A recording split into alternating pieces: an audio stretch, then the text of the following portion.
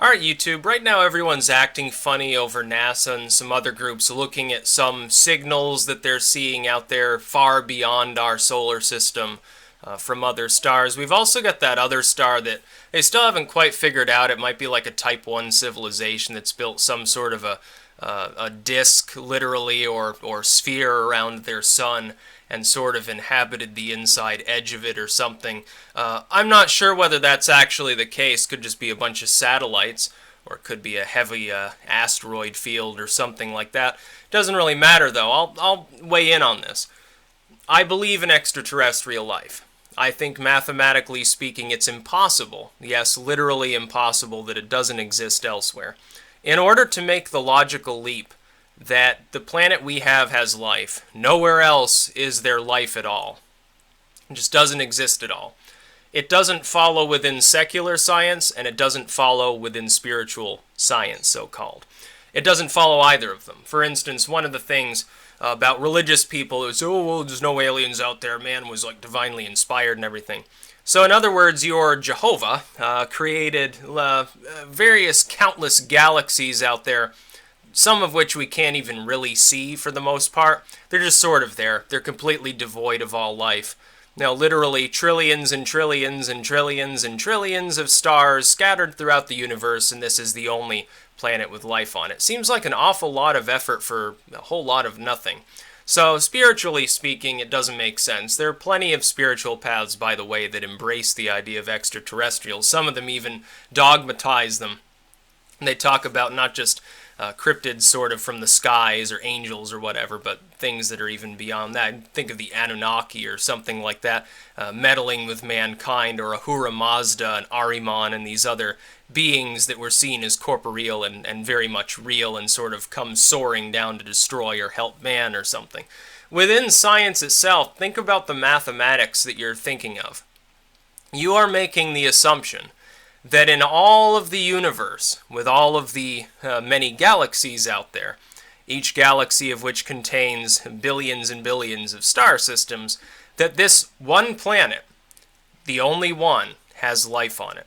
Despite the fact that it relies upon a lot of junk science that's now been completely antiquated. For instance, when they first began looking at other worlds with semi-modern telescopes, they said, oh, well, Earth is kind of an outlier. Most of the planets we're seeing are like gas giants, at least as far as we can tell. We now know that's because of the limits of the telescopes they were using. Indeed, Earth-sized planets are roughly average. In fact, it's the most common type of planet. We know of planets around suns relatively close to ours that are kind of sort of in the habitable zone. We look right at this solar system, and things like I had been taught when I was a kid in school, like elementary school sort of science coverage.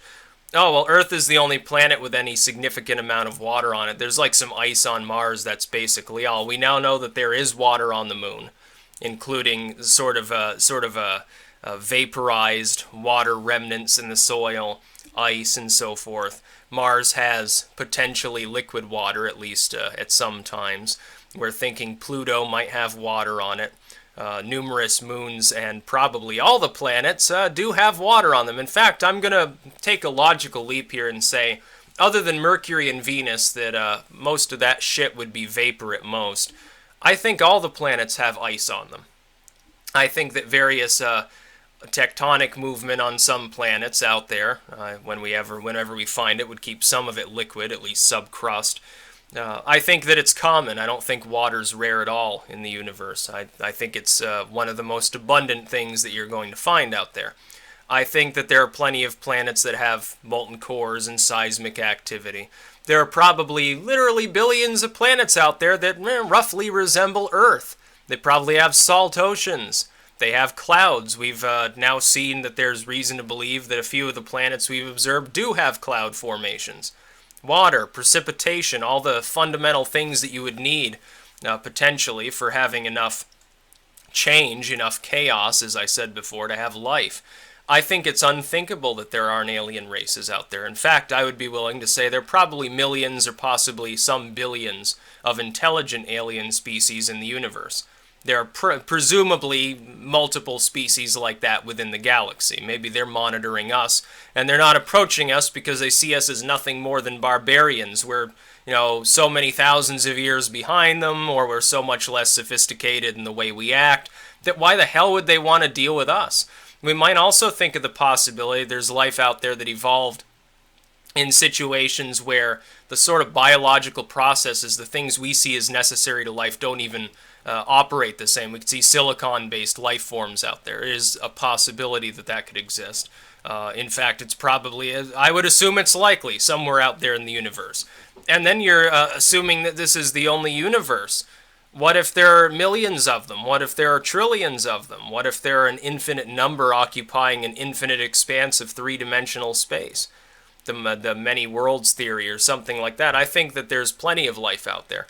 And we're not just talking, by the way, when people think of, life on other planets, they think of ETs flying a saucer or something like that. What about unintelligent life, as we'd term it? What about planets where it's nothing more than bacteria, maybe some slime molds and things like that?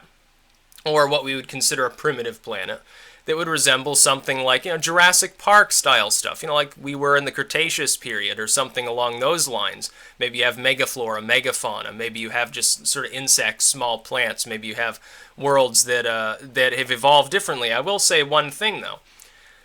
Assuming that life arose in similar conditions to Earth, I would assume that evolution would take roughly similar paths in a general sense. That is, natural selection is acting upon the concept of absorbing goods, absorbing energy, occupying a niche that can be occupied. Therefore, you would have things that were subterranean. You would have surface animals or plants or whatever. Solar energy would certainly be one of the most easily obtained sources of energy. You would have aquatic species. And because they would need motility over the course of their development, I would assume that evolution might, oddly enough, take them in a roughly commensurate course with Earth. We might see a planet where that change has occurred for an extra billion years, or the situation's not quite the same. You look at the chaos theory, you look at the butterfly effect. Very small change could cause a very large change in the evolutionary course of these different beings. Of course, you don't have the same bottlenecks, you don't have the same mutations either. But I would think that over the span of things, you would see there would be creatures with wings on these planets. There would be creatures with fins. There would be creatures that would be adapted to their different niches. That's what I think. I think that it is likely that many of those extraterrestrial species would, at least in a rudimentary sense, resemble man. They would be bipedal. They would have appendages capable of grasping things. They would have an advanced intellect. Maybe not exactly the same in form as ours. Maybe they have 7 fingers and 3 toes, but at the same time, the basic form would, in some cases, assuming that the situation of evolution was roughly similar, the outcome would presumably be, in many cases, not all, but in many cases, it would also be roughly similar. You may think of an aquatic species, like we would think of like mermaids or something in a paranormal sense. You could think of a planet where it was in some sort of oceanic environment, a maritime environment, as opposed to on land, that cognitive capability developed. You could see, presumably, an aquatic species as well. Maybe they have space travel too, and they literally load it up with water before they send it up into space. These are all things we're thinking about. I'm sure all these species are out there. They're there. Mathematically speaking just in terms of die-hard mathematics, it's virtually impossible that it's not out there. It's virtually impossible, number one, that this is the only planet that spawned life, unless it's the most freakish event in anything you could possibly conceive of. Against all odds, this was the only planet on which life actually formed, despite the fact that the basic settings in which life arose were replicated a billion times elsewhere. But only this one was special and spawned life. Once that life arose on these different planets, it's almost unthinkable that over the same span of time we'd be the only intelligent race of beings in the entire cosmos. I don't believe that at all. I think that you'd find plenty of intelligent life, as well as plenty of planets just inhabited by, what we would consider, again, unintelligent life, unicellular beings, or ferns, or a slime mold. I think you'd find thousands of different alien species. intelligent alien species, somewhere between, archaic Homo sapiens in development technologically and cognitively, and far in the future, 10,000 years ahead of us or something. I think you'd find thousands of species just in this galaxy that are like that. I think our limitations in science, our ability to observe, is important. If we didn't have the concept of microscopes, then we wouldn't have the concept of the germ theory, generally speaking. We might theorize about it, but we wouldn't be able to observe it. We'd say, oh yeah, well, maybe there's something in this water that actually causes sickness. Maybe there's something in this dirt that caused the cow to die, or something like that. But you wouldn't be able to quantify it. You wouldn't be able to guess what it looked like, because there's no way you could see it. Well, we can barely see out beyond the borders of this very small region of space. We're talking our solar system and a few very close other solar systems. Outside of that, we have very little clue. We can't really see these things directly to any degree of detail. We can't.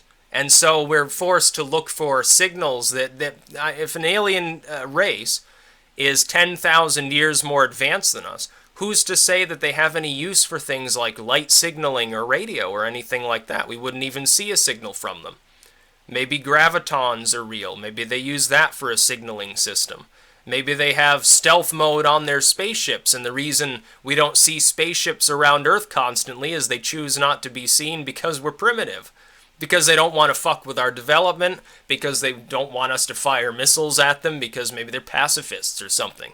Maybe our planet is unclean and unsightly to them. Maybe the fact that we've got pollen and bacteria flying around and our planet's not like sterile. Maybe they're terrified they'll contract some sort of virus. It'll get back on their homeworld, and it's just a procedure against contamination that they don't get anywhere near us. Maybe they're afraid that little bits of rock or debris or something, or the missiles and satellites we put up will fly off, hit their ship and infect them. Maybe we're actually infecting things close to Earth, like the Moon and Mars, through improper sterilization of the things we're sending up into space. Of course, those little roly-poly looking things, those little, I can't remember what they're called, but it's some sort of little life form critter thing. It looks really horrible, like big and fat, like a grub or something under a microscope. Can't remember what they're called, but they can survive the temperature of space. They can survive in a vacuum just fine for an unlimited degree of time. Certain bacteria can too. We've had bacteria growing on the ISS from time to time, some sort of algal colony or something in the middle of space. So who's to say we're not contaminating everything around us by firing missiles off into space constantly? Maybe they're seeking to avoid that, like, oh, we're not getting anywhere near this planet because we're going to get sick, we're going to die. Oh shit, we've got a dent in our fender right now. Oh well, I guess we'll have to crash land onto this planet instead, because we're certainly not going to be allowed to go home. No, there's aliens out there. It's virtually an impossibility that there aren't. People need to steel themselves mentally for the fact that eventually, in the long span of things, we will discover them, or they will discover us. Maybe it's already happened, and that's what people are talking about in their mythology. But there are planets out there, I say this with 100% assurance. There might even be some of it in our own solar system that doesn't even come from contamination from this planet. There is life out there. There's almost certainly intelligent life out there. There is a very high chance that within our own general region of the galaxy, we'd find plenty of it. There's an extremely high chance that somewhere in the universe you've got true Type 2 civilizations that they don't rely upon any sort of fuel that we would use. Maybe they travel at warp speed. They can cloak themselves completely. You wouldn't know they existed. You'd have no way to test for them. You couldn't even see them. It's not beyond our realm of technology to develop such things ourselves. Our theories typically, over time, become reality later. Sci-fi becomes reality at an astonishing rate. Concepts like the space elevator or something like that. A lot of things that 100 years ago we thought about in our wildest dreams are now reality. The ability, me sitting here at this computer, I'm recording a message that you can see, that you can hear, that you can interact with live, with other people from around the world. Somebody from India connects, somebody from China connects, somebody from South Africa connects, somebody from Brazil connects. That was a pipe dream 50 years ago. Now it's reality. It's mundane reality. We take it for granted that these sort of things exist. Look at how much our technology has advanced in just the span of a few decades. Now imagine that a race somewhere out there that was already way more advanced than us 1,000 years ago has been increasing at the same pace and had a better head start. Maybe they had a more effective society. Maybe they had better resource management. Maybe they had more resources in general. Maybe they had several other habitable worlds just clustered around them that they were able to colonize. So they've been a multi-world species for the last 10,000 years or something. Imagine how advanced they would be.